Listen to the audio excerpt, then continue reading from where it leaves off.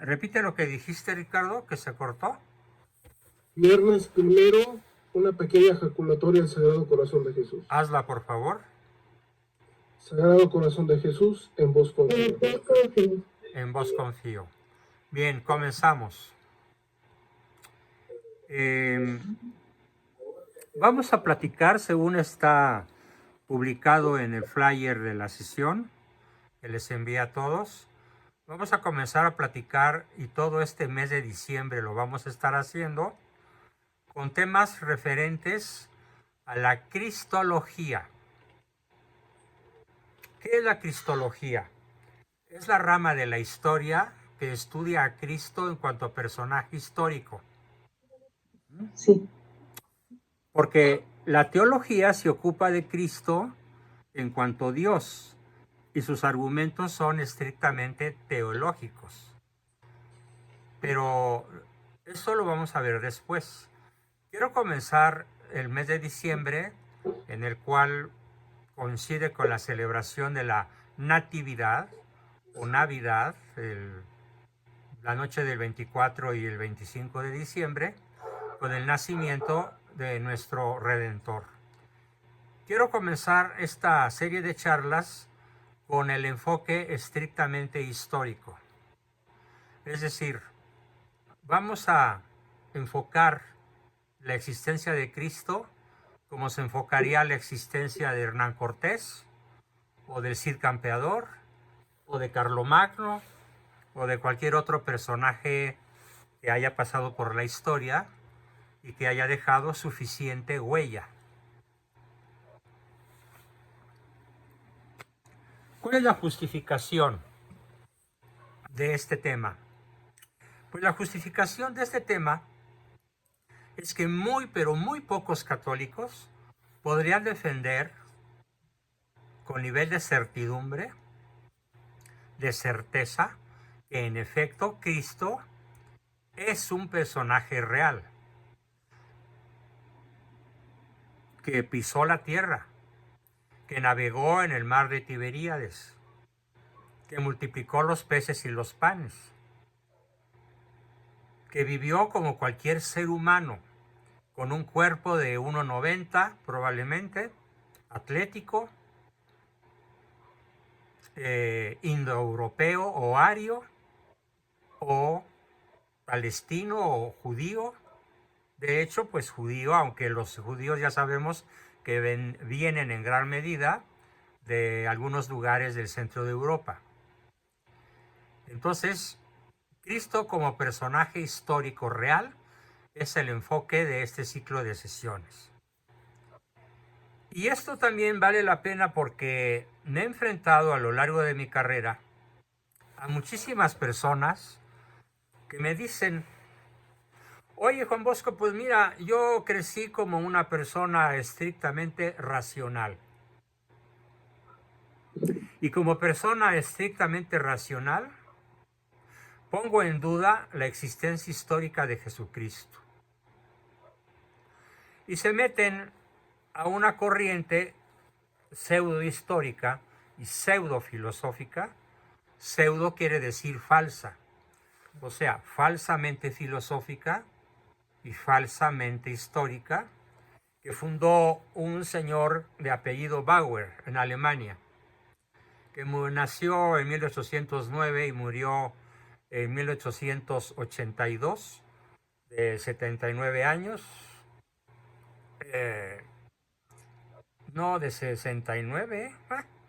Sáquenme la cuenta, por favor. Y otros de la escuela de otra ciudad alemana, que es la escuela de Tübingen.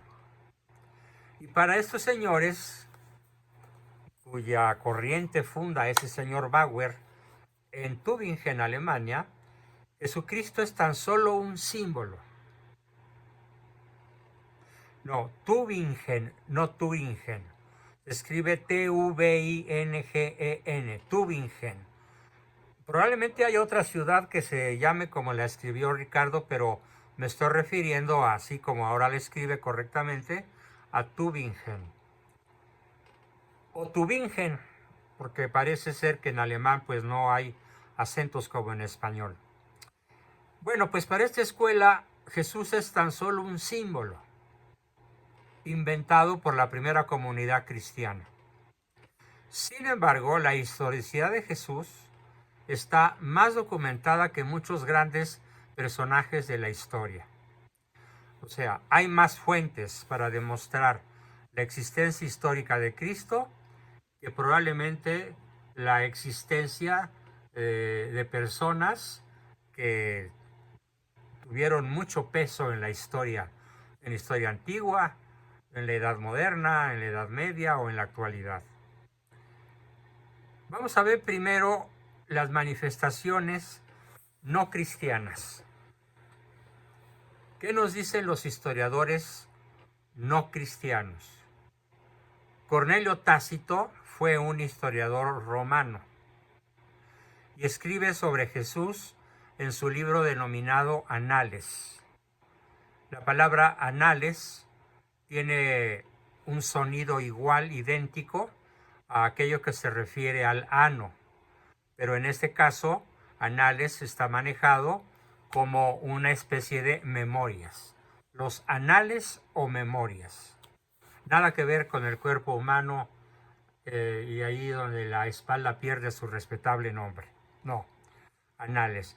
Él escribe sobre Jesucristo en el año 116. En el libro 15, capítulo 44, porque es una obra gigantesca, nos cuenta literalmente, lo cito, aquel de quien procede ese nombre de cristianos fue Cristo. Estoy leyendo a Tácito, quien fue entregado al suplicio siendo emperador Tiberio por el procurador o gobernador ecuestre de Judea llamado Poncio Pilato. Lo escribe en latín: Auctor nominis eius Christus Tiberio, imperante per procuratorem Pontium Pilatum, supplicio adfectus est. Traducción nuevamente: aquel que de quien procede este nombre de cristianos fue Cristo, quien fue entregado al suplicio siendo emperador Tiberio por el procurador o gobernador ecuestre de Judea, Poncio Pilato. Y continúa: reprimida de momento esta superstición nociva, es decir, nociva quiere decir perjudicial, envenenada, letal, nociva. Esta superstición nociva, reprimida de momento, brotó de nuevo, no solo en Judea, punto de origen de tal calamidad, sino en la misma Roma, donde convergen y hallan buena acogida las cosas más groseras y vergonzosas. Así se refiere este historiador, Cornelio Tácito, a las cosas relacionadas con el cristianismo, que no solo en Judea, sino en Roma, donde convergen y se hallan buena acogida las cosas más groseras y vergonzosas. Es el primer testimonio histórico no cristiano acerca de la existencia de Cristo. ¿A quién le concedemos más credibilidad cuando se habla de alguien? Cuando se habla de los defectos o de las virtudes de una persona, ¿quién es más creíble? ¿Su adversario o su amigo? Evidentemente su amigo, su adversario. Víctor lo escribió correctamente, perdón por el lapsus. Es más creíble el adversario que nos habla de alguien que el amigo. Porque el amigo va a magnificar los lados buenos, las virtudes, las fortalezas de su amigo y va a minimizar los rasgos negativos, vicios o debilidades. Aquí estamos asistiendo entonces a la expresión de adversarios de Cristo, que nos hablan de él de una manera tremendamente agresiva y aún despectiva. Vamos a revisar a otro historiador, también romano, de nombre Suetonio, quien en su obra Vida de Claudio, ¿quién es Claudio? Claudio fue un emperador romano. Suetonio escribe su libro en el año 120 de nuestra era y dice que este emperador expulsó de Roma a los judíos que vivían en continua agitación a causa de Cristo. Cierto, Claudio fue un emperador romano que expulsó de Roma a los judíos cristianos, es decir, a los judíos que hacían mucho alboroto por su adoración, su culto a Cristo, a quien declaraban Dios, verdadero Dios y verdadero hombre. Una tercera fuente.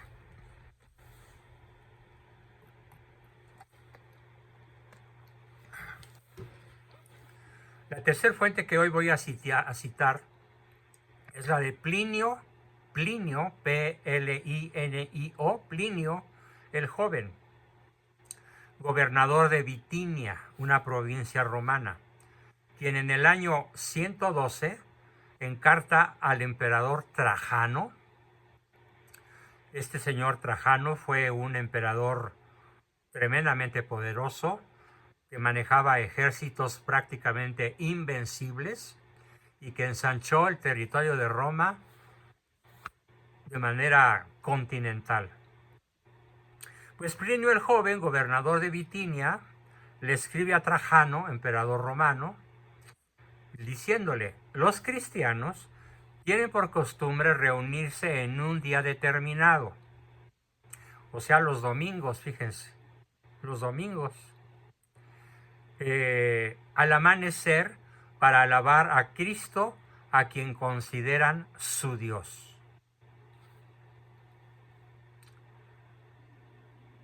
Vamos a ver ahora, ya vimos 3 fuentes romanas, ahora vamos a ver fuentes judías. Pero son judíos que no eran cristianos. Son judíos, como lo vamos a ver, que incluso detestan a Cristo. Por lo tanto, su testimonio es más valioso que si fueran cristianos.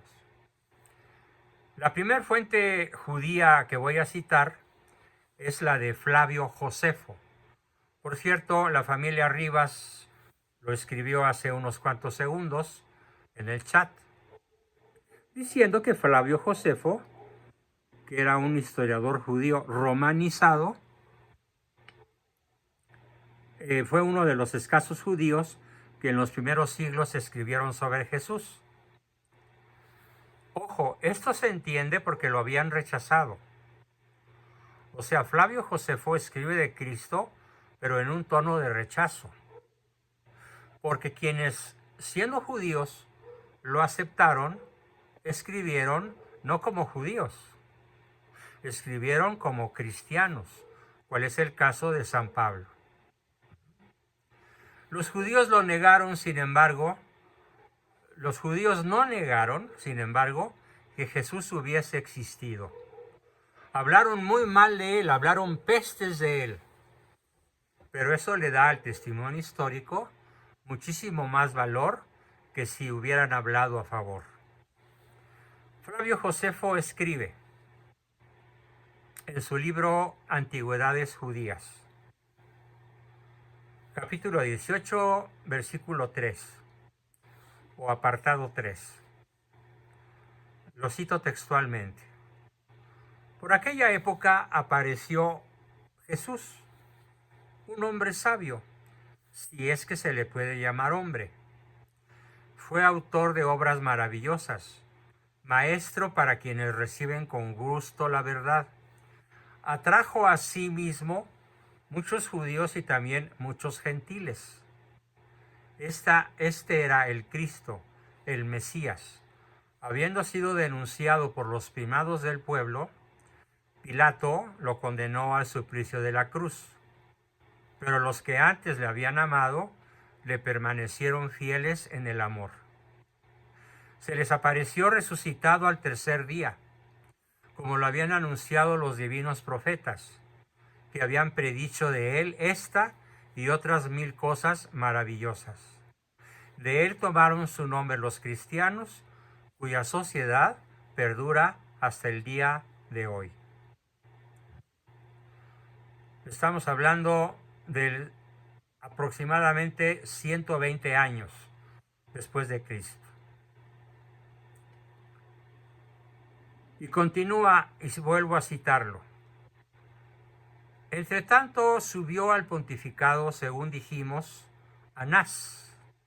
Acuérdense, Anás y Caifás, los sacerdotes y fariseos que juzgan a Cristo. Anás, el más joven, de índole feroz y extremadamente audaz. Dado este su carácter, pensando que había llegado el momento oportuno, Anás convocó al consejo de jueces y, haciendo presentar a juicio a un pariente del que llamaban Cristo, nombrado por Santiago, y a algunos otros con él, habiéndolos acusado de reos violadores de la ley, los condenó a ser apedreados. Es la ocasión en la cual Cristo escapa del apedreamiento al cual había sido decretado contra él y otros cristianos por Anás.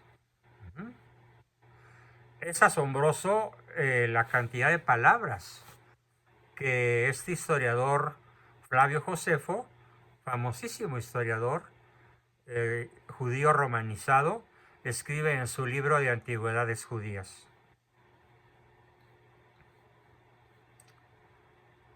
Algunos historiadores dicen que los textos de Flavio Josefo contienen textos interpolados, es decir, metidos posteriormente, pues se guardó en silencio hasta el año 311, en que lo recuerda un historiador llamado Eusebio de Cesarea, nombrado por el señor historiador Lagrange Batifol.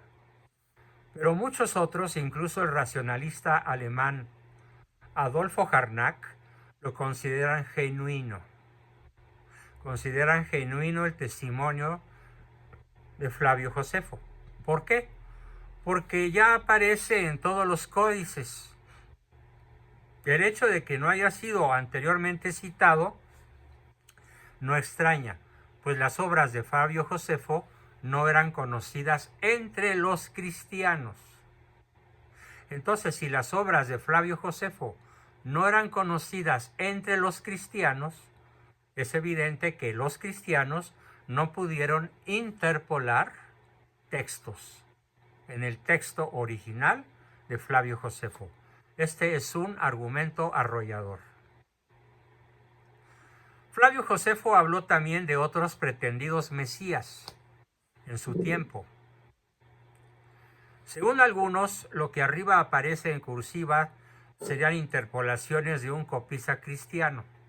Pero aun si se eliminasen estas líneas, el testimonio histórico dado de la existencia de Jesús permanece gracias al irrefutable testimonio de estos 4 historiadores no cristianos. Hasta aquí está la cita de los historiadores no cristianos y ahora nos vamos al testimonio cristiano. No por ser cristianos son menos valiosos.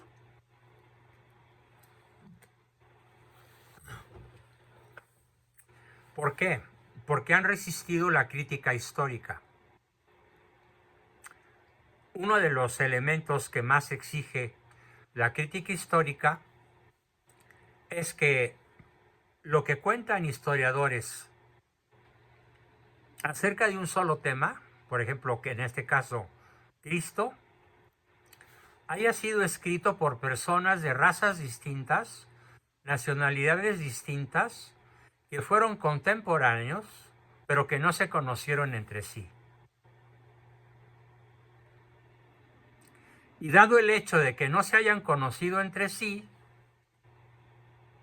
quiero que piensen todos en el enorme valor histórico que esto representa. Vamos a ver primero el testimonio de San Pablo.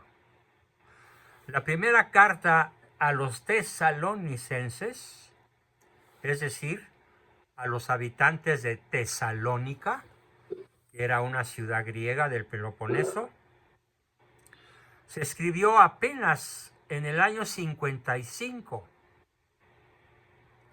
San Pablo escribe su carta a los tesalonicenses en el invierno del año 55 de nuestra era.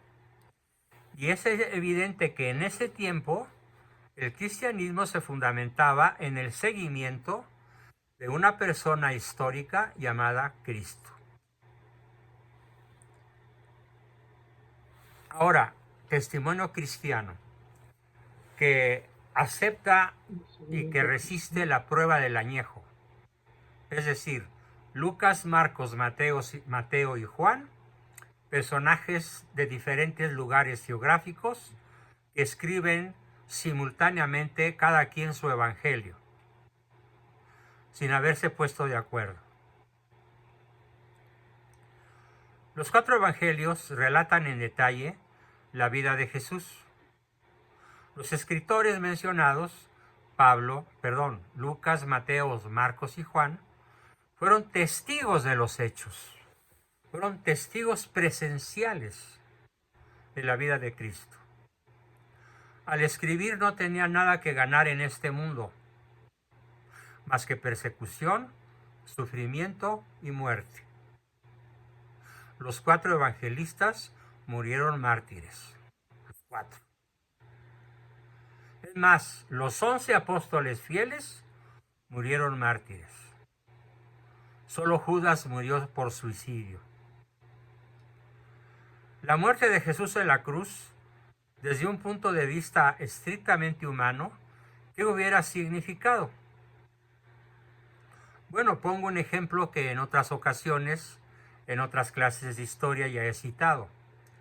¿Qué acontecía con los ejércitos de las huestes mesoamericanas o sudamericanas o de indígenas de Norteamérica?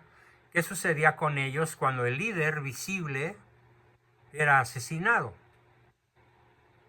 Como acontece en una de las batallas más importantes de la conquista, en las cuales la Malinche le señala a Cortés: mira, aquel que ves en aquel montículo dando órdenes es el Tlatoani. Si tú lo matas, si alguno de tus soldados lo mata, todos nuestros atacantes, que eran más de 100,000, se van a dispersar. Y habremos triunfado.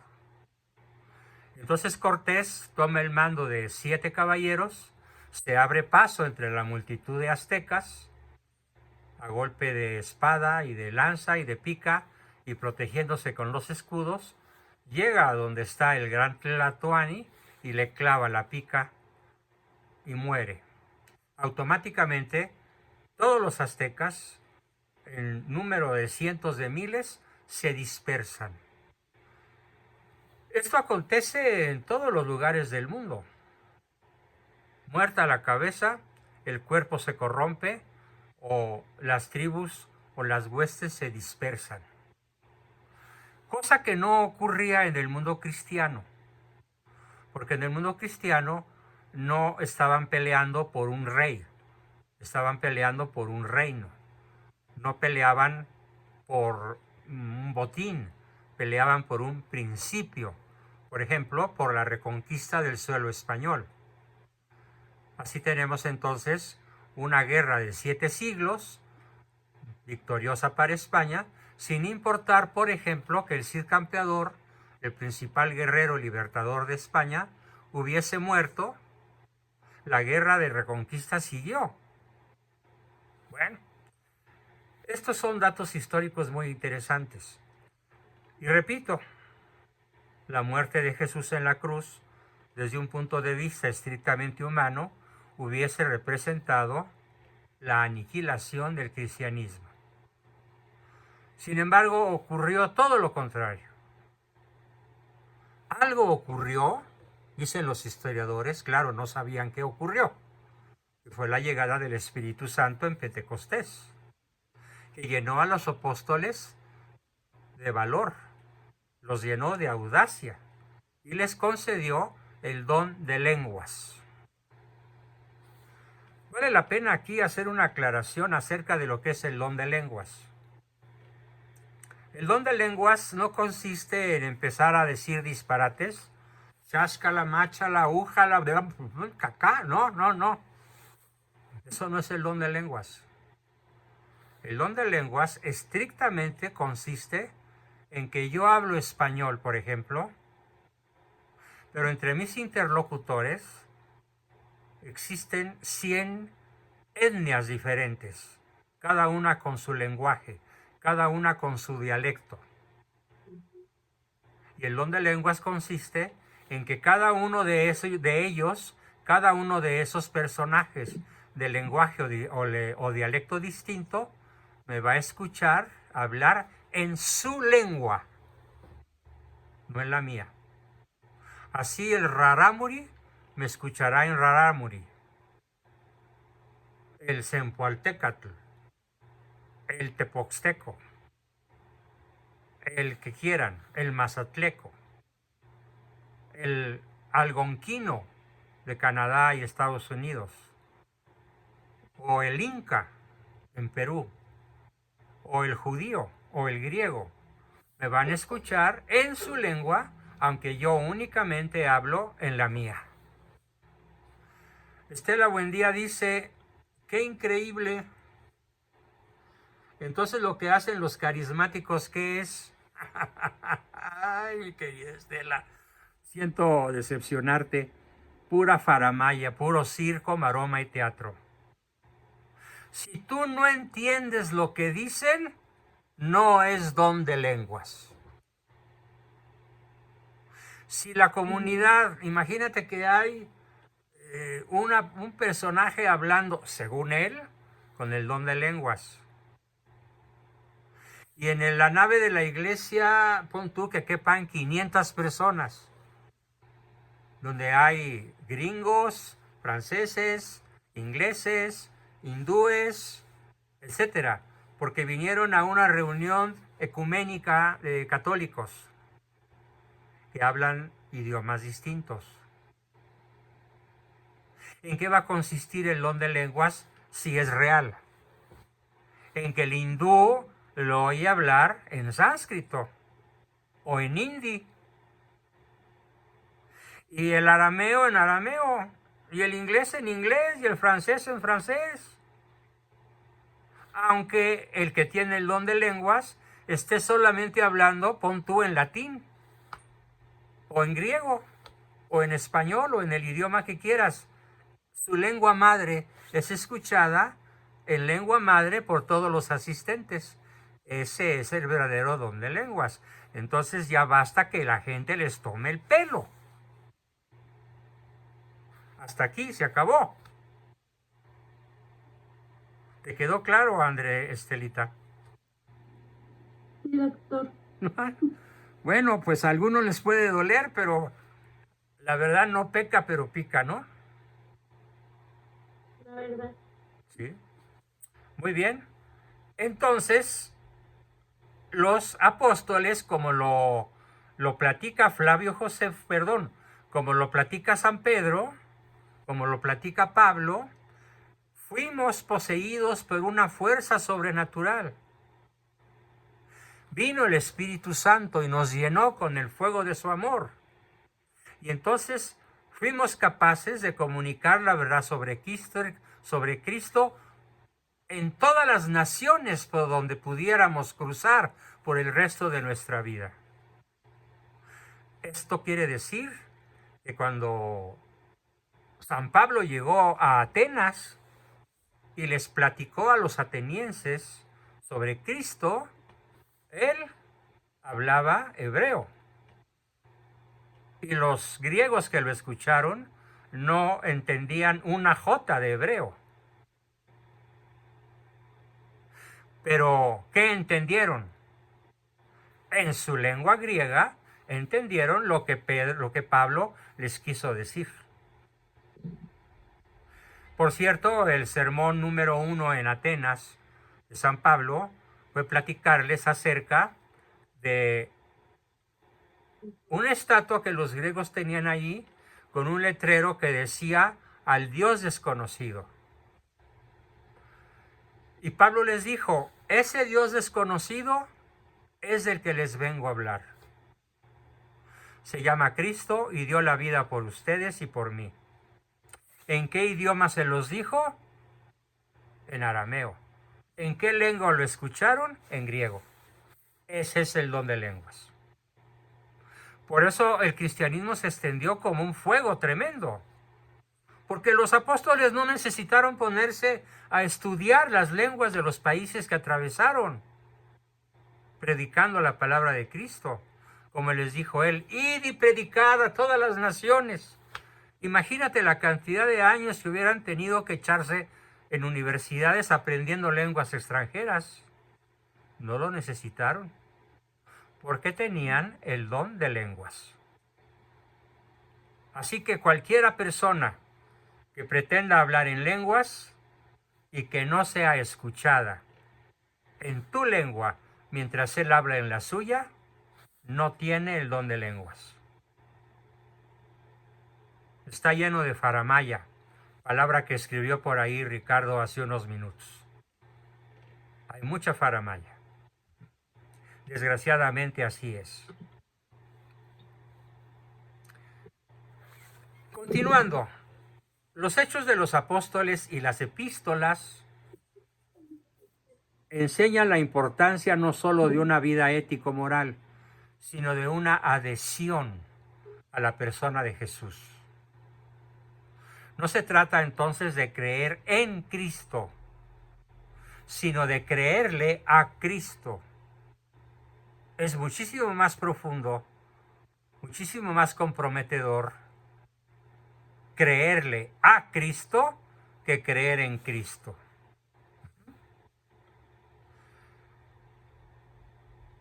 Los padres dan testimonio de la autenticidad de los evangelios.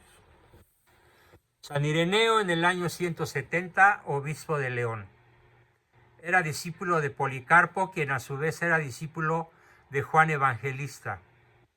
San Ireneo escribe, Mateo escribe cuando Pedro y Pablo evangelizaban Roma, hacia el año 50 en lengua hebrea. Marcos transmite la predicación de Pedro en el año 65. Lucas, colaborador de Pablo, escribe el evangelio enseñado a a los gentiles entre los años 67 y 70. Y Juan escribe en Éfeso hacia finales del siglo I. Otro cristiano muy famoso, Tertuliano, africano él, nacido entre el 160 y el 223, afirma que los 4 evangelistas tienen la misma autoridad para explicarnos la existencia de Cristo, su divinidad y su humanidad. Orígenes, personaje nacido en Egipto, vivido entre el año 185 y el 255, menciona a los 4 evangelistas y el orden en que escribieron sus evangelios.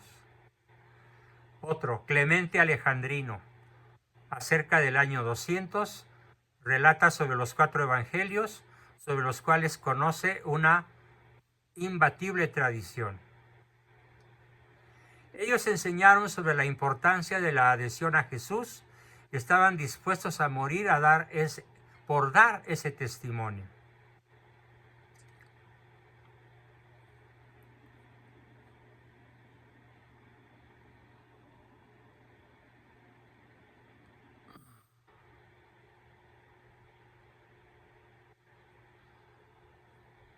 Dice Ricardo que hay otro don de lenguas, que es el de ser entendido y entender numerosas lenguas, y este también lo he visto en persona.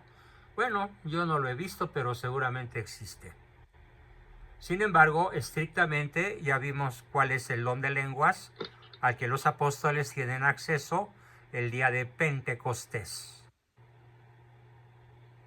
Que cada uno de los miles que había afuera escucharon a los apóstoles hablar en su propia lengua, aunque los apóstoles hablaban en la suya. Y tenemos una aclaración importante sobre los libros apócrifos. A ver, apréndanse otra palabrita, la sexta palabrita de la noche. ¿Alguien sabe, excepto Ricardo, qué significa apócrifo? No oficial. Falso. Falso. Correcto, Víctor. Significa falso. Parece verdad, pero es falso.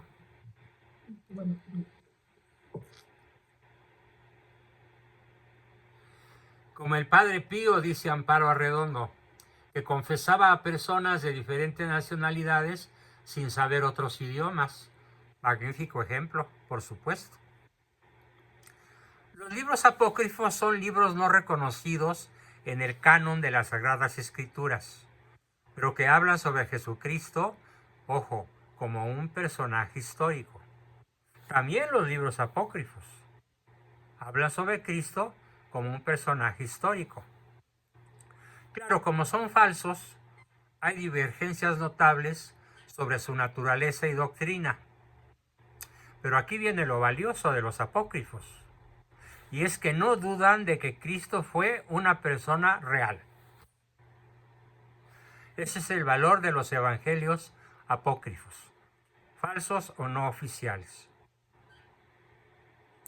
La extraordinaria transformación de los apóstoles en Pentecostés y la propagación del cristianismo no es comprensible si no se toma en cuenta a Jesús como una persona real que inspiró y dio fuerza a sus seguidores para lograr semejante empresa.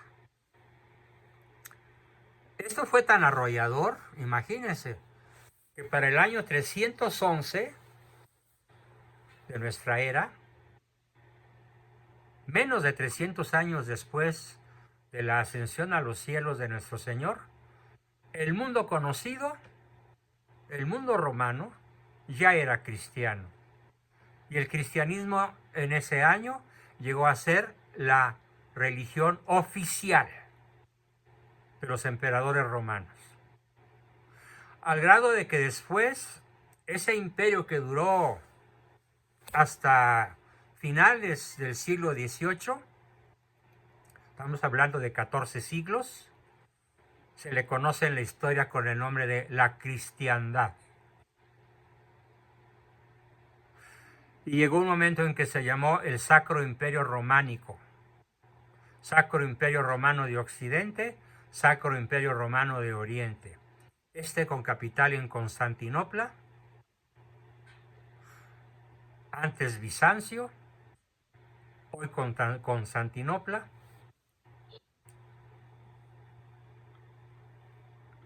Entonces, desde el primer siglo hasta hoy, todos los que le abrimos nuestro corazón y creemos en Él, recibimos la gracia de conocerle de una manera real y poderosa, que transforma radicalmente nuestras vidas, haciéndonos posible participar en la vida divina. Somos los verdaderos testigos de Cristo vivo. Claro, no faltan los que rechazan a Cristo y han anunciado la desaparición del cristianismo. Pero debo decir con bastante sorna y sarcasmo incluso, que mientras ellos desaparecen y se mueren, la iglesia imbatible continúa. Y como lo dijo el cardenal que se enfrentó a Napoleón, el cual le había dicho que ahora sí iba a destruir a la iglesia, el cardenal le dijo: mira, petit homme, mira, chaparrito, petit homme, si nosotros desde adentro no la hemos podido destruir, tú, petit homme, ¿crees que la vas a destruir? Y rodó las escaleras muerto de la risa. Así que probablemente el mejor ejemplo de lo que acabo de decir es nada menos que el Beatle, figura que para mí resultó a lo largo de mi adolescencia de mi juventud, porque ellos empiezan a ser conocidos cuando yo cumplí 17 años. E inmediatamente que los escuché y los conocí, los repelí con toda mi fuerza. John Lennon decía, y por eso lo repelí, miembro de los Beatles, el cristianismo va a acabar, el cristianismo se va a encoger, el cristianismo va a desaparecer. Yo no preciso discutir sobre eso, estoy seguro de eso, decía John Lennon. Jesús fue bueno, pero sus disciplinas muy simples. Hoy nosotros somos más populares que Cristo. Lo dijo en 1966.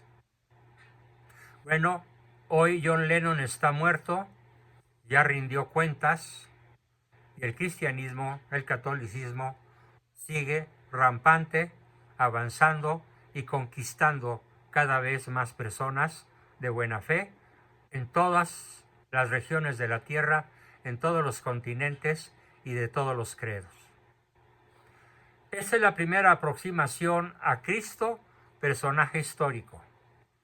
En próximas sesiones, también los viernes, habrá otros enfoques, también históricos, pero hoy nos tocó revisar los testimonios históricos de historiadores no cristianos y el testimonio de historiadores cristianos. Bien, hasta aquí la exposición de hoy y comenzamos como siempre con preguntas, aportaciones, dudas y demás.